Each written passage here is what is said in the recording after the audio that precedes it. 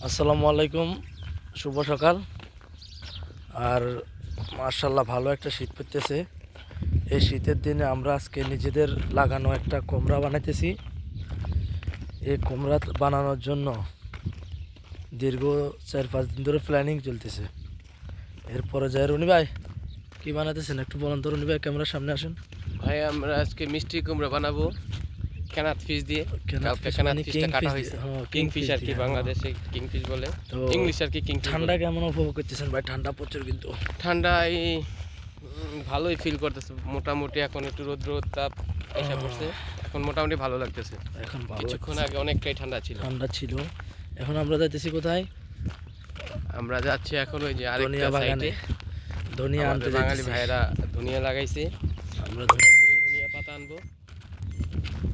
কি বাঙালি বাঙালি বাঙালি সবজিটা খাবো আর কি।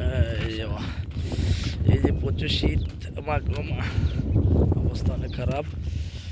শীতের পরিস্থিতিটা অনেক খারাপ হয়ে গেছে রনি ভাই। জি ভাই। এই যে শীতের মৌসুমে ঠান্ডা ঠান্ডা নিজের লাগানো সবজিগুলো খাইলে ভালো লাগে না। তো এই যে আমরা এখন অলরেডি ধনিয়া বাগানে আসলাম।